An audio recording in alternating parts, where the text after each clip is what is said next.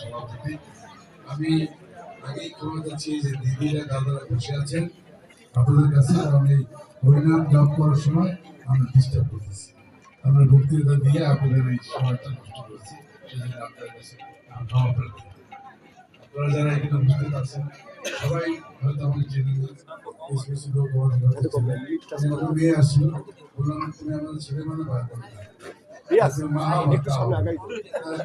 যদি মা মানে ছেলে বলবে এখানে থাকা যায় বলে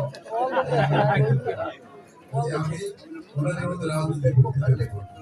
আমি মুসলিম ভাইদের সালাম, হিন্দু ভাইদের প্রণাম, অন্যান্য জাতির প্রতি আমার আন্তরিক শুভেচ্ছা ও অভিনন্দন। শ্রী গুরু সংঘের বাৎসরিক উৎসব সভার আজকের সভার সভাপতি উপস্থিত বাংলাদেশ জাতীয়তাবাদী দল উজুরিপুর বাণীপাড়া বিএনপির কান্ডারি ধানের শীষের প্রার্থী বিশিষ্ট শিক্ষানুরাগী দানবীর জনদরদী আমাদের হৃদয় স্পন্দন জন্নাদের সরকারি আহমেদ শান্তু সাহেব সহ বিভিন্ন রাজনীতিক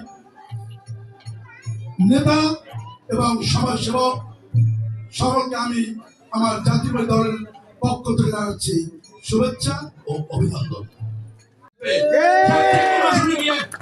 মন্ত্রীর কাছে যে আবেদন করলে আমরা আশা করি এই কাজটা হবে। আমি বক্তব্য দীর্ঘায়িত করবো না, আমার নেতা বক্তব্য রাখবেন। পৃথিবীটা মানুষের হোক, ধর্ম থাকুক অন্তরে, মসজিদে আজান চলুক, ঘন্টা বাজুক মন্দিরে। আপনারা আমার সকলে শ্রীগুরুজি আর সম্ভাষণ শুনতো। আজকে আমাদের এই বাৎসরিক উৎসব পূর্ণ আনন্দে উদ্বেলিত হলো এক মহান নেতার শুভাগমন। আপনারা সবাই অবগত, আমরাও অবগত। এবারে সংক্ষিপ্ত পরিসরে শুভেচ্ছা বক্তব্য রাখবেন বাণীপাড়া শ্রীগুরু মন্দিরের এই উৎসব উদযাপন কমিটির যুগ্ম আহ্বায়ক এবং শ্রীগুরু সংঘ বাংলাদেশ কেন্দ্রীয় আশ্রমের সাংগঠনিক সম্পাদক দাদা ভক্তরঞ্জন কর্ম।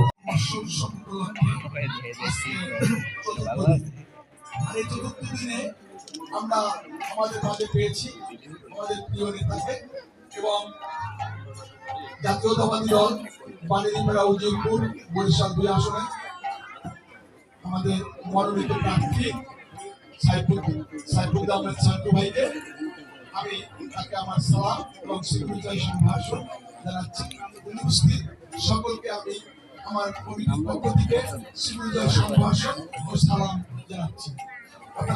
বাংলার দানবীর, বাংলাদেশের যদি দানবীর কোনো ব্যক্তি থেকে থাকে তার মধ্যে অন্যতম একজন ব্যক্তি সেই শান্তু ভাই, যিনি স্কুল কলেজ মন্দির মসজিদ এবং গরিব দুঃখী মানুষকে শত শত হাজারে হাজারে উপস্থিত আছেন থানা পৌর যুবদল সবাই